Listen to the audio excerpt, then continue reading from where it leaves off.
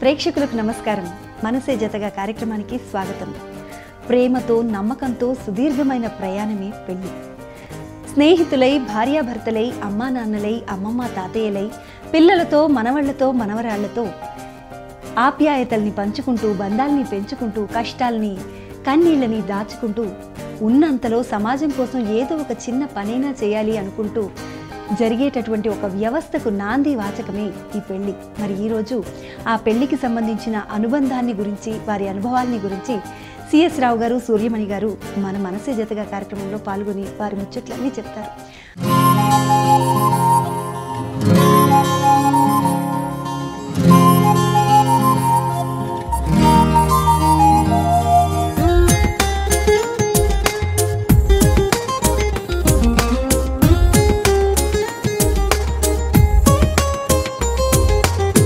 CS రావు గారి గురించి చెప్పాలంటే కథా రచయిత, నవల రచయిత, టీవీ నాటక రచయిత, సీరియల్ రచయిత, సినిమా రచయిత, ఇలా రేడియో రచయిత, ఎన్ని రంగాల్లో నాటకాన్ని కానివ్వండి, ఒక విషయాన్ని ఎన్ని రంగాల్లో వెల్లడి చేయొచ్చో అన్ని రకాలుగా, అన్ని ప్రక్రియల్లో రాసినటువంటి రచయిత, దర్శకులు సిఎస్ రావు గారు. వారితో మాట్లాడదాం. నమస్కారం అండి సిఎస్ రావు గారు. నమస్తే అమ్మా. సార్, మీ మిస్సెస్ని పరిచయం చేస్తారా? మా ఆవిడ పేరు? ఇది సాంప్రదాయం, అలా చెప్పడం. నా సతీమణి, అదొక అందమైన పద్ధతి. నా జీవిత భాగస్వామి, ఇంకో అందమైన పద్ధతి. ఎలా చెబితే భార్యకి తృప్తిగా ఉంటుందో అలా చెప్పడం అనేది ఏ మగాడికి జీవితాంతం దాకా తెలియదు.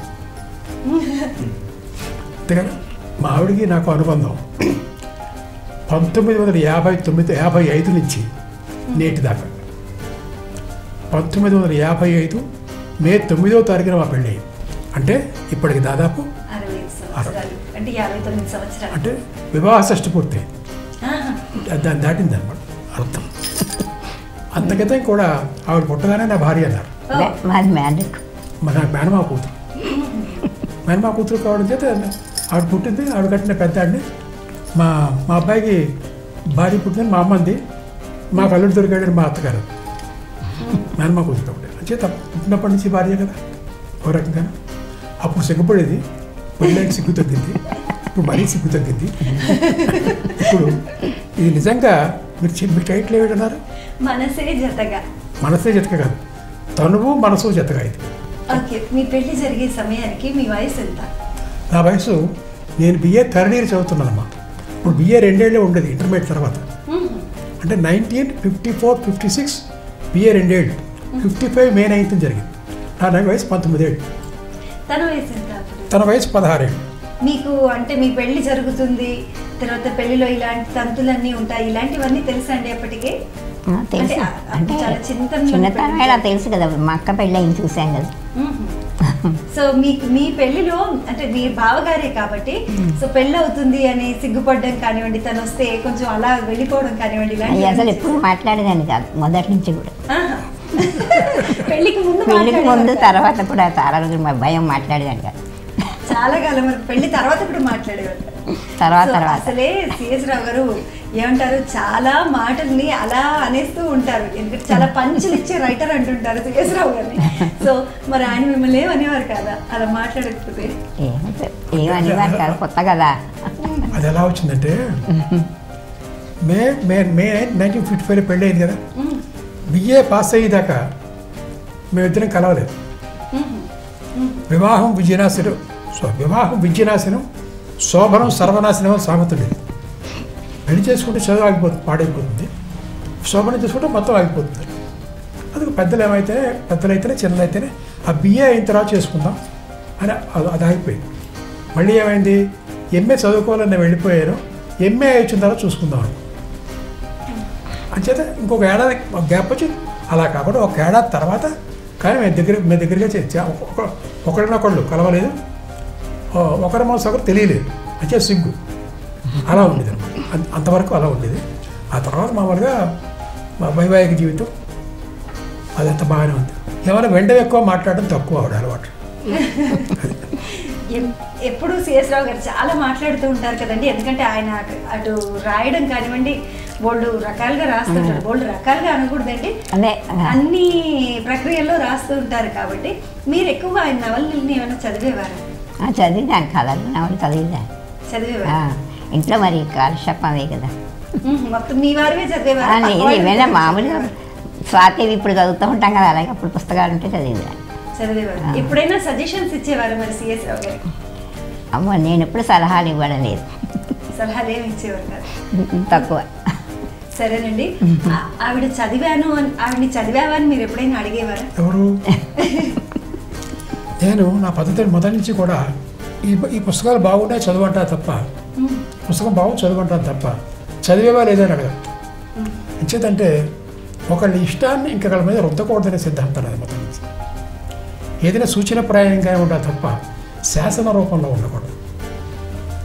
ఆ కారణం చేత సజెషన్ ఇస్తాను అంతవరకు ఇప్పుడు, బట్ ఒడిషియస్గా అవుతుంది.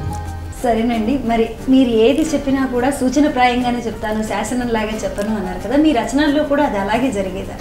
అంటే మీ రచనలు కూడా అలాగే ఉండేవా ఎక్కువగా? ఒక ముఖ్యమైన విషయం వనిత ప్రేక్షకులు చెప్పాలి. ఎందుకు అంటే వనిత ప్రేక్షకులతో మాట్లాడడం అంటే సమాజంలోని సగం మందితో మాట్లాడు. సమాజంలో వనిత స్థానం జనాభాలో సగం. ఈ వనితతో పాటు పిల్లలు కూడా ఉంటారు. అలా చూస్తే 60% జనాభా వనిత వల్ల కవర్ అవుతుంది. ఆ ఛానల్ యొక్క ప్రాధాన్యత. ఇంతమందితో మాట్లాడడం అంటే ఇంతమందికి ఏ రకంగా చెప్పాలి అనేది కూడా ఆలోచించి చెప్పాలి. ఆ రకంగా చూస్తే ఎప్పుడూ కూడా రచన వల్ల సమాజం మారుతుంది అనుకోవడం తప్పు. రచన ఆలోచింపజేసేదిగా ఉండాలి. మనిషిని ఆలోచింపచేయాలి రచన. రెండవది ఏమిటంటే రచన పాఠకుణ్ణి ఊహల్లోకి తీసుకెళ్ళకూడదు. ఏ కళారూపమైన ఊహల్లోకి తీసుకెళ్ళకూడదు. తీసుకెళ్ళి మేఘాల అంచుల్లో నడిచేలా చేయకూడదు. నేల మీద దింపి నిజాన్ని ఆలోచింపజేసేదిగా ఉండాలి. అదే వాస్తవిక రచన. అదే సామాజిక ప్రయోజనం యొక్క సమాజానికి పనికొచ్చే రచన ఉంటుంది. సరేనండి. మీరు ఈ మాట అన్నారు కాబట్టి నేను మిమ్మల్ని ఒకటి అడగాలనుకున్నాను. జనరల్గా ఎవరైనా రాసేప్పుడు ఒక వయసులో ఒక్కో ఇంపాక్ట్ ఉంటుంది అంటారు రాసే వాళ్ళకి. సో యవ్వనంలో రాసేప్పుడు ఒకలాగా, ఇంకొంచెం ఏజ్ వచ్చిన తర్వాత ఒకలాగా. మీరు రాసిన ఫస్ట్ నవల రాశారా, ఫస్ట్ కథ రాశారా, ఏం రాశారు? నేను మొట్టమొదటి రాసింది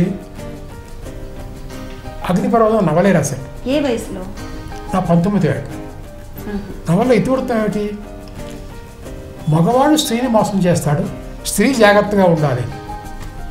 ఇది నేను బిఏ చదివేటప్పుడు రాసిన నవల. ప్రేమతో స్టార్ట్ అయ్యి ప్రేమ అనే పేరుతో మోసం జరిగే ప్రమాదం ఉంది, స్త్రీ తొందరపడకూడదు. ఇది నా సూచన. దానివల్ల వచ్చి ప్రమాదం ఏమి జరుగుతుంది? ఒక్కోసారి ధైర్యం లేని వాళ్ళైతే తిరగబడలేరు, ఆత్మహత్య చేసుకుంటారు. ఆ దారి తీసే ప్రమాదం ఉంది. చెప్పలేక, చెప్పే ధైర్యం లేక, అప్పటికి స్త్రీ కింద స్వాతంత్రం లేక ఆనాటి పరిస్థితులు ప్రతిబింబిస్తూ నేను సూచనప్రాయంగా అది చెప్పాను. ఆనాడు మీరు కథలు కూడా రాశారు. మీరు రాసినటువంటి కథల్ని సిఎస్ రావు గారి కథలు అని చెప్పేసి 2 బుక్స్ కూడా వచ్చాయి. 2వ సంపుటి కూడా ఈ మధ్య కాలంలో కనిపిస్తుంది, విశాలాంధ్ర వారిది. మీరు ఇన్ని కథల్ని రాస్తుంటారు కదండి, ఈ కథలకి ఇన్స్పిరేషన్ ఏంటి? ఎక్కడి నుండి తీసుకుంటారు స్టోరీని? అమ్మా, ఇప్పుడు మనం రోడ్డు మట్ట నడుస్తూ ఉంటాం, నువ్వు రోడ్డు మట్ట నడుస్తూ ఉంటాం, అదే కారులో పెడుతూ ఉంటాం. ప్రతి సెంటర్లోనూ బెగ్గర్స్ కనపడతారు. ఆ బెగ్గర్ల గురించి ఒక క్షణం ఆలోచించావా? ఆ సెంటర్లో అదే బెగ్గర్ ప్రతిరోజు ఎందుకు కనపడుతూ ఉంటుంది? కొత్త బెగ్గర్లు ఎప్పుడు వస్తారు? చేయలేని వాళ్ళు ఉంటారు, లోపలికి పెట్టుకుని పైన చొక్కా వేసుకునే వాళ్ళు ఉంటారు, కర్ర పట్టుకుని నడిచి అందరూ వెళ్ళిపోయిన తర్వాత కర్ర తీసేది మామూలుగా నడిచే వాళ్ళు ఉంటారు. ఇన్ని రకాల బెగ్గర్స్ ఉంటారు. ఇది అబ్జర్వ్ చేయాలి. పరిశీలన, అవగాహన, అధ్యయనం, ఈ 3 ఉంటాయి. అంచేత మంచి పుస్తకం, మరో రచన చేయడానికి కావాల్సిన పుస్తకం, మరో రచన చేయడానికి కావాల్సిన స్ఫూర్తి ఎక్కడుందంటే సమాజంలో. మన చుట్టూ ఉన్న పాత్రలు, మన చుట్టూ ఉన్న జనం, వాళ్ళని రచయిత పాయింట్ ఆఫ్ వ్యూలో, రచయిత దృక్పథంతో ఆలోచించడం. మనసే జతగా కార్యక్రమంలో ఇప్పుడు ఒక చిన్న విరామం.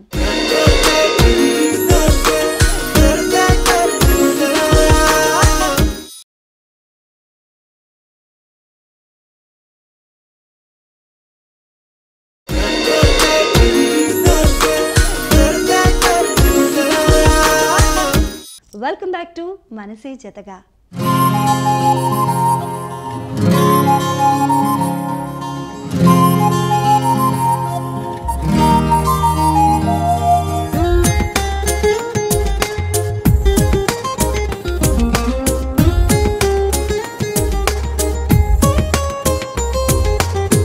మీకు సిఎస్ రావు గారిలో బాగా ఇష్టమైన గుణం ఏంటి? మంచితనం, అందరినీ మంచిగా చూడడం ఆయనకు అలవాటు. ఎవరు లేదంటే వాళ్ళని తృప్తిగా పెట్టేవ్వడం, ఇవ్వడం అంతా లేదనుకుంటా, వాళ్ళని చూడడం ఆయనకు ఒక అలవాటు. రావు గారిలో మీకు అసలు ఇష్టం లేని విషయం ఏంటి? నచ్చండి ఏమి ప్రస్తుతానికి ఏమీ తెలియట్లేదు. ప్రస్తుతం వరకైతే ఏమీ లేదు. సరేనండి, సిఎస్ రావు గారు మీరు చెప్పండి, మేడంలో మీకు నచ్చని విషయం ఏంటి, బాగా నచ్చే విషయం ఏంటి? జబ్బు చేస్తే దెబ్బ తగిలితే ముందు పెయిన్ ఉంటుంది, నొప్పి. కొన్నాళ్ళు అయితే ఆ నొప్పి అలవాటు అయిపోతుంది. అలవాటు అయిపోయిన తర్వాత నొప్పి తగ్గింది అనుకుంటా. అర్థమైందండి, ఇది వాస్తవం. అంచేత నేను మొట్టమొదటి పెళ్లి చేసుకున్నప్పుడు, ఎందుకంటే ఇటువంటి విషయాలు చాలామంది ఈ తరానికి తెలియాలని యువతరం కోసం చెబుతున్నాను. మా ఆవిడ ఇప్పుడున్నట్టు లేదు, గుండ్రంగా నిండుగా లావుగా ఉండేది. అంటే ఇప్పుడు జున్ను ముక్కలా ఉందంటారు చూడండి, అలా జున్ను ముక్కలా ఉంది. అలా ఉంటే నేను ఎంఏ సాగర్ యూనివర్సిటీ వెళ్ళాను, నేను చెప్పాను కదా. ఎంఏ ఫస్ట్ ఇయర్లో మేము అప్పటికే కలవాలి. ఆవిడ అప్పుడప్పుడు ఉత్తరాలు రాసింది నాకు. పెళ్ళికి ముందు ప్రేమలేఖలు రాసుకుంటారు, మేము పెళ్ళి అయ్యాక రాసుకుంటాం. అప్పుడప్పుడు నేను రాసేవాడు. ఉత్తరం వస్తే రిప్లై ఇవ్వాలి కదా. సాగర్ నుంచి మధ్యప్రదేశ్, భూపాల్ పక్కన. ఆ ఉత్తరం రామచంద్రపురం రావాలి, మళ్ళీ రామచంద్రపురం ఉత్తరం నాకు. అప్పుడు లావుగా ఉండడం అంటే అంత ఫ్యాషన్ కాదు. చిన్నప్పుడు ఇతను మీ ఆయన చెప్పారు కదా, కొంచెం ఊహ తెలిసిన తర్వాత అమ్మ బాబు నల్లగా ఉన్నాడే అనేదిట అనేది. అంటే నేను ఎప్పుడు ఫీల్ అవ్వలేదు, నేను నడిపే కదా, తను లావే. అలాగా ఒకరికొకరు సర్దుకోవడం అంటే నొప్పి అలవాటు అయితే తెలియదుగానే అలాగే అది అలవాటు అయిపోయింది. మరి ఎందుకు సన్నపడిందో ఎలా సన్నపడిందో నాకు తెలియదు. సరేనండి, ఇక మీ సినిమాల విషయానికి వస్తే, మీరు చిరంజీవి గారికి ఫస్ట్ సినిమాకి స్టోరీని ఇచ్చారని, అసలు యాక్చువల్గా అది నవల్గా రాశారా లేదంటే సినిమా కోసమే రాశారా? అది చిరంజీవి గారికి ఫస్ట్ సినిమా తప్ప నా ఫస్ట్ సినిమా కాదు. నా ఫస్ట్ సినిమా కమలమ్మ కమతం. నా first cinema Kamalamma Kamatham PAB వారు తీశారు. కమలమ్మ కమతం తీస్తూ ఉండగా క్రాంతికుమార్ కౌరం పేరు. మీరు ఒకసారి అంటే మీతో మాట్లాడాలి. అప్పుడు ఇలాగా ఈ ప్రాణం ఖరీదు నాటకం చెప్పాను. నాటికది ఇది సినిమా అవుతుందా అని. అది నెల్లూరు నవ్యాల వేస్తున్నారు, ఆ నాటకంలో నేను కూడా యాక్ట్ చేస్తున్నాను, మీరు వచ్చి చూడండి బాగుందంటే అప్పుడు అవుతుందంటే ఆలోచించవచ్చు. అప్పుడు క్రాంతికుమారు వాసు గారు ఇద్దరు కలిసి వచ్చి నెల్లూరు వచ్చి ఆ నాటికి చూశారు. ఆ నాటికలో నేను రావు గోపాలరావు వేసే వేషం, ఆ వేషం నేను వేశాను. ఆ నాటకంలో చూశారు. సరే వాళ్ళు డిసైడ్ చేసుకుని మనం మెడ్రాస్ వెళ్ళిపోదాం ఎక్కడికి అన్నారు. నేను అలా హైదరాబాద్ నుంచి పరిషత్తుకు వచ్చాం ఆర్టిస్టులు అందరితోటి. నేను అందరినీ వాళ్ళని వెళ్ళిపోయి మా ఆర్టిస్టులు అందరికీ దింపేసిన తర్వాత అక్కడి నుంచి నేను వస్తాను. వెళ్ళి మేము అందరం వచ్చేసి ఇక్కడికి వచ్చేసిన తర్వాత మెడ్రాస్ వెళ్ళి కూర్చొని డిస్కస్ చేసి లైన్ ఆర్డర్ వేసుకుని ఎన్ని సీన్లు వస్తాయో చూసుకున్నాను.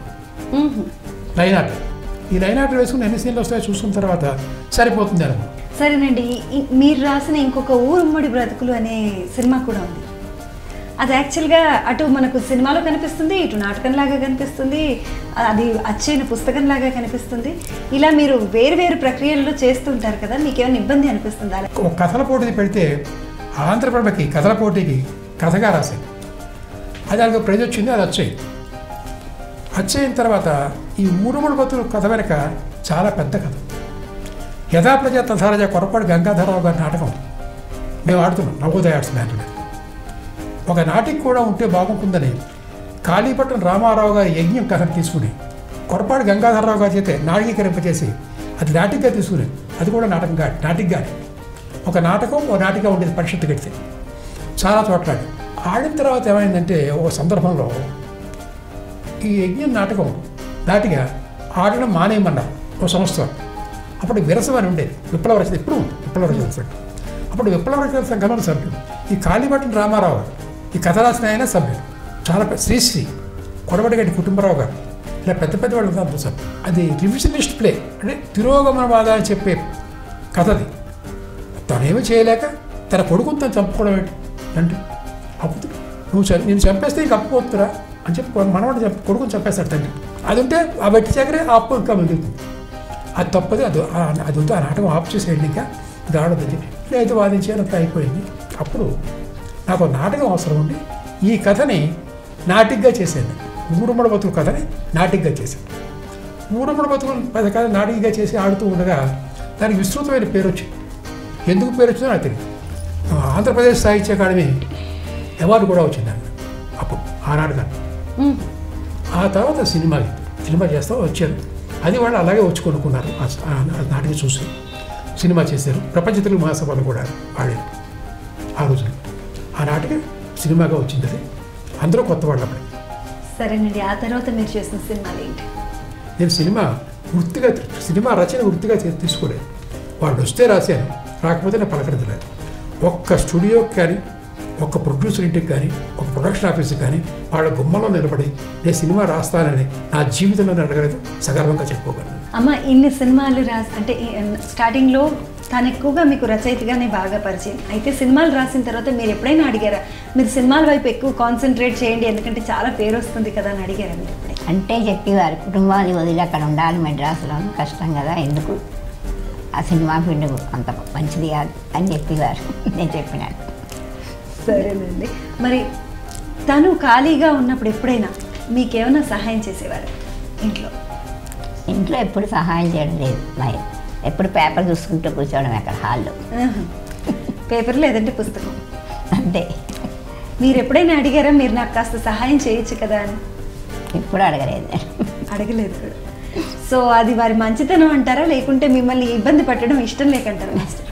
ఒకళ్ళు చూసుకుంటే ఒకళ్ళు ఇంటర్ఫేర్ అవ్వకుండా ఉండవు. ఒకళ్ళ కార్యకలాపాలు ఒకళ్ళకి ఇంటర్ఫేర్ అవ్వకుండా ఉండవు. అలా అది కాకపోయినప్పుడు కూడా పెద్ద నేను పురమాయించేది లేదు, ఆవిడ చేయండి లేదు. నాకేం కావాలో ఆవిడ తెలుసు. ఆవిడ ఏం చేస్తే బాగుంటుందో నాకు తెలుసు. అది ఆ అవసరం కలగలేదు, చేయాలి. ఇంట్లో పై చేయి ఎవరిది ఉంటుందండి? మీరు చెప్పండి. సిఎస్ రావు గారు చెప్పరు ఈ విషయానికి ఆన్సర్.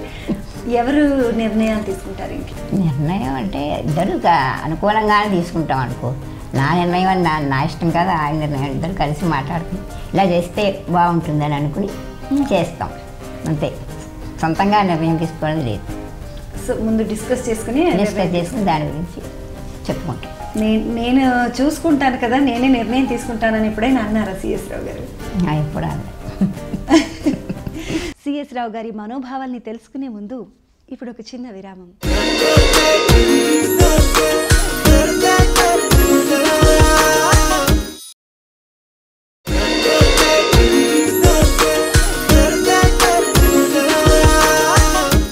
వెల్కమ్ బ్యాక్ టు మనసే జతగా.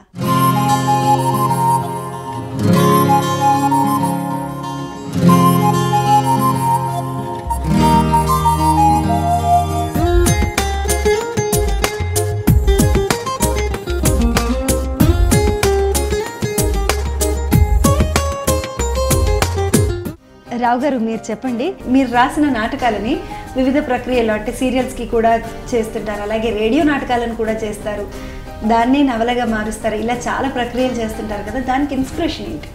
ఇన్స్పిరేషన్ లేదమ్మా, రెండు విషయాలు ఉన్నాయి. నీ చీర కానీ జాకెట్ కానీ ఈవిడ చీర కానీ నా చొక్కాగా తయారవ్వాలి. ఏం కావాలి? దూది కావాలి, ఊరు ముడిసరు, కథా వస్తువు ముడిసరు. దేని కిందనే మలుచుకోవచ్చు.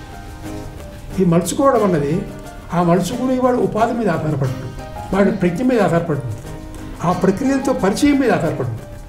నీకు నవల రాయడం తెలిసి, సినిమా రాయడం తెలిసి, సీరియల్ రాయడం తెలిసి, ఇవన్నీ తెలుసుకునేకో నీకు ఈ నూనె చీరగా నేసినట్టు, పంచిగా నేసినట్టు, చొక్కా కూడా నేసినట్టు అలాగే వస్తుంది. అదే పెద్ద కష్టం కాదు. నాటకంలోనూ కథ ఉంటుంది, నవలలోనూ కథ ఉంటుంది, సినిమాలోనూ కథ ఉంటుంది. కథ అనేది ఏమీ లేదు. కావ్యంలోనూ కథ విత్తనం. ఇవన్నీ చెట్లు, కొన్ని వృక్షాలు అవుతాయి, కొన్ని మొక్కలు అవుతాయి, కొన్ని చెట్లు అవుతాయి. సరేనండి, సిఎస్ రావు గారికి చాలా అవార్డులు వచ్చాయి, ఇప్పటి వరకు ఎన్నో నందుల్ని గెలుచుకున్నారు. ఇలా ఎప్పుడైనా అవార్డులు వచ్చినప్పుడు మీరు వెళ్ళిన సందర్భాలు ఏమైనా ఉన్నాయా ఆయన అవార్డు తీసుకునే సమయంలో? వెళ్ళాం కదా, మొన్న గురజాడప్పారావు గారిది అవార్డు వచ్చినప్పుడు వెళ్ళాం. మీరు కూడా వెళ్ళారు? అన్ని అవార్డులకు వచ్చింది, అన్ని అవార్డులకు చూసుకుని కూడా. అవార్డు తీసుకున్న తర్వాత మీ పక్కన ఉన్న వాళ్ళు ఎవరైనా మీతో మాట్లాడినప్పుడు మీరు చాలా హ్యాపీగా ఫీల్ అయ్యారండి? అవును, మరి మామూలుగా అందరూ హ్యాపీగానే ఉంటాం కదా, అందరూ చెప్తుంటే అవును మంచిది అని అనుకునేదాన్ని నేను. అంతేకాని అంతేకాని పొంగిపోలేదు ఎప్పుడు ఎక్కువగా.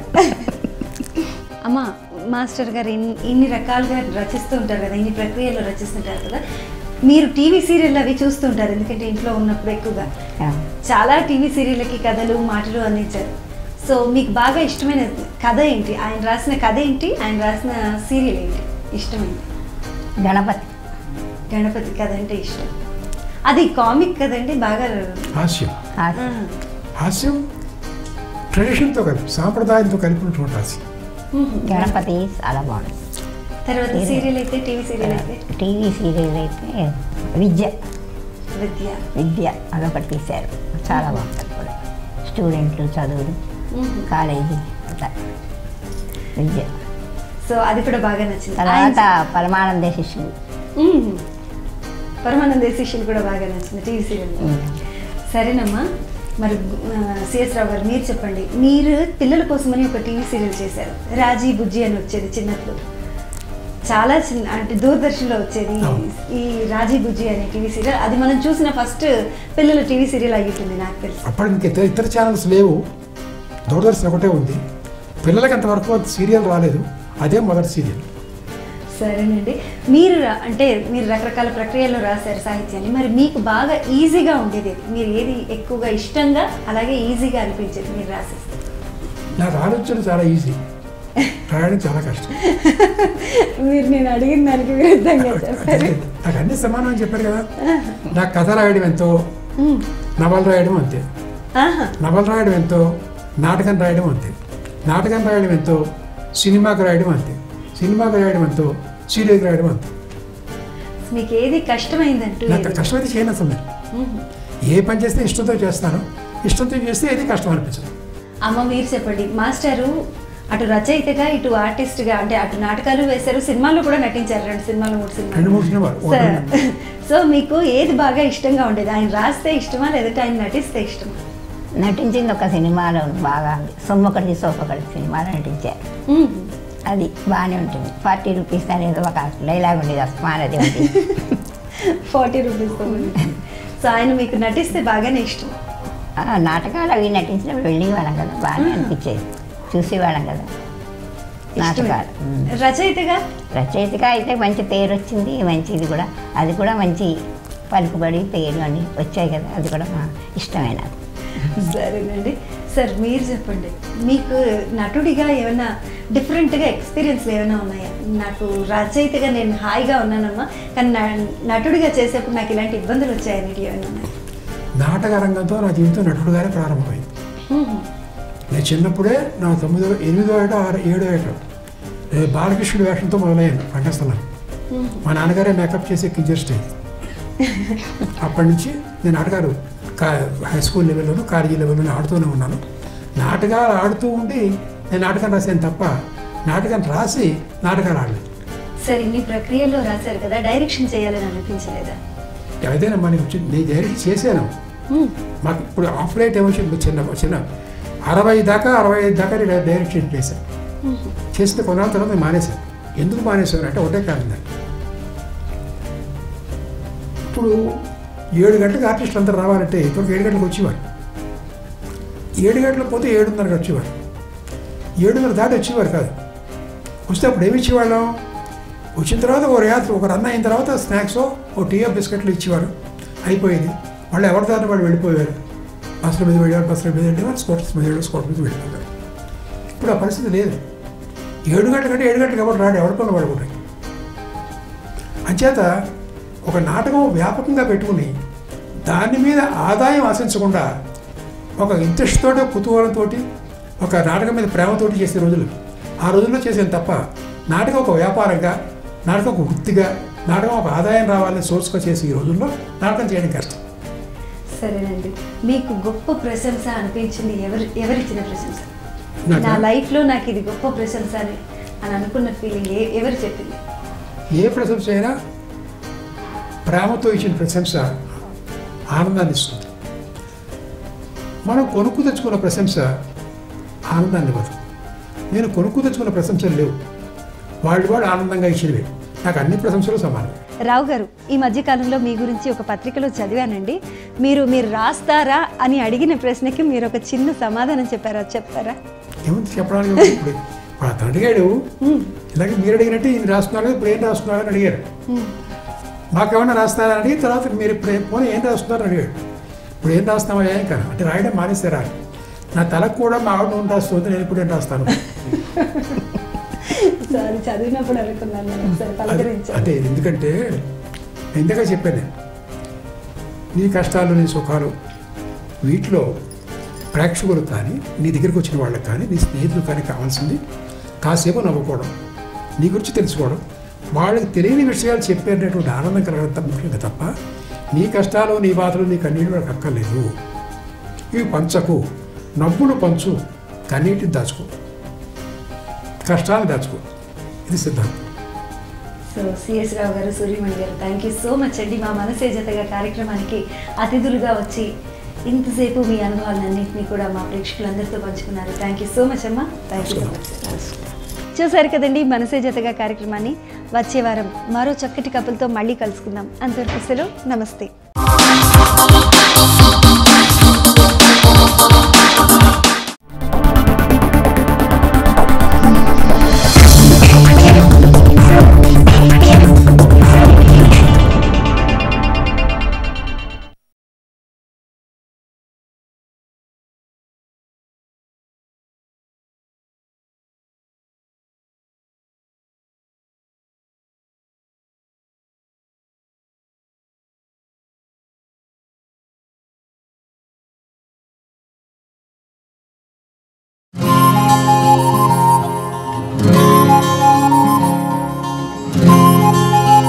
ఆవిడ పుట్టగానే నా భార్య అన్న, మా అబ్బాయికి భార్య పుట్టిందని మా అమ్మంది, మా కళ్ళు దొరికాడని మా అత్తగారు. పెళ్లికి ముందు ప్రేమాలు ఎక్కడ రాసుకుంటారు, మేము పెళ్ళి అయ్యాక రాసుకుంటాం. ఇలా మీ ఆయన చెప్పారు కదా, కొంచెం ఊహ తెలిసిన తర్వాత అమ్మ బాబు నల్లగా ఉన్నాడే అనేది.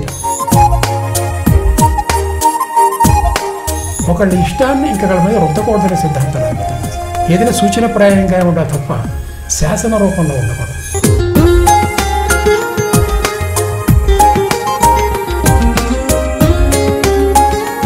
ఎలా చెబితే భార్యకి తృప్తిగా ఉంటుందో అలా చెప్పడం అనేది ఏ మగాడికి జీవితాంతం దాకా తెలియదు. ప్రముఖ రచయిత సిఎస్ రావు దంపతులతో మనసే జతగా ఆదివారం ఉదయం 10 గంటలకు.